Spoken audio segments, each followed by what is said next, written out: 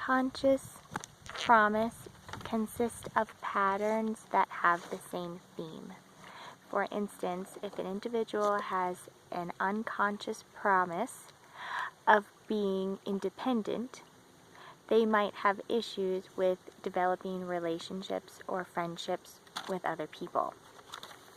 So when we develop an unconscious or commitment to something, it is usually a learned trait or a trait that we are doing to keep ourselves safe. So oftentimes this develops into our belief system that we are not aware of. So I will give an example. Let's say someone has a want to establish really healthy relationships with other people, and this person would really like to find their life partner. So they go to their friends and they ask, how did you find your particular partner? They go to seminars on how and what healthy people do and where to find them, but they still have a difficult time finding healthy relationships and healthy people. This could be an example of an unconscious promise. So the want is there and the work is being done to put into what they want, however they're not getting what they want. So it is helpful to actually list what a healthy person actually is. And it could be anything from healthy people are consistent, they are reliable, they are independent, they are on time, anything that you think a healthy person is, or what would a healthy person would look like. Maybe it's they hold a steady job, or they're really kind to people. So make this list on paper and then go back and figure out what part of this list either you don't resonate with or you don't do yourself. And the reason why this is super helpful is because not only healthy people attract healthy people, but also because typically when we want something, we are in a form of avoidance, or we kind of resist what entails a healthy person, or maybe we want more money, but we kind of resist what goes into getting money. So if you go down this list and you happen to find that maybe a healthy person is super reliable, and you find yourself being honest with yourself and saying, hey, I'm not really that reliable. I don't give money back when I should give it back. I'm not really on time. I don't really say what I say I'm going to do. I don't stick to a schedule. Those are things that you might want to look at as possibly your unconscious promise. And this is just a small example. And so what happens is that this particular promise is trying to save you from a sort of pain in some sort. So let's say during your lifetime you were not able to be reliable because you view reliability as too much independence. So therefore, since you want stable health, you want, relationships or friendships, you feel that if you're too reliable, then people won't want to be with you. Or possibly if independence is really scary for you, so you typically don't want to be reliable because you want other people to help you as a form of connection. This could be a form of an unconscious promise.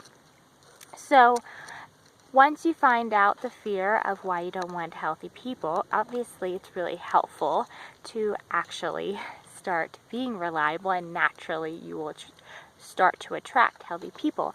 However, sometimes this type of technique isn't really so black and white, because there are people that really try and do the work.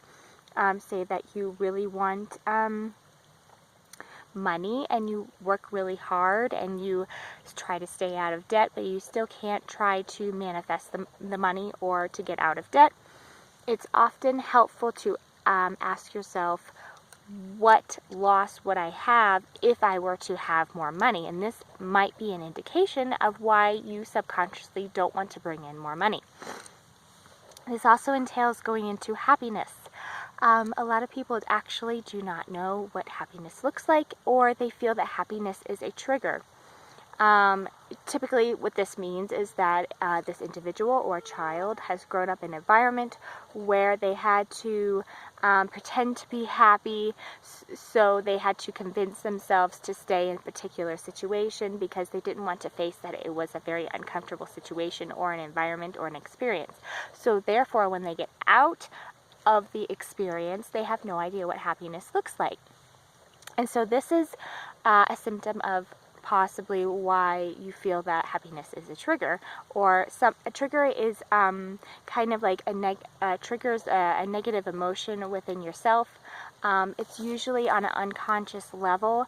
Different people experience triggers in different ways, but typically it is a very intense negative emotion that usually comes very strongly. So when people feel a sense of peace or happiness, they tend to freak out, and it's because they are not used to genuinely being happy. So it's very, very helpful when trying to find happiness. It's not as beneficial to directly go towards happiness because you don't know what it looks like. But if you were to envision what happiness looks like, write a list of what happiness feels like. If you don't necessarily want to involve words, add like sensations such as flowy or peaceful or soft or energetic, or if you do really like words, write down things that you associate happiness with, like dogs or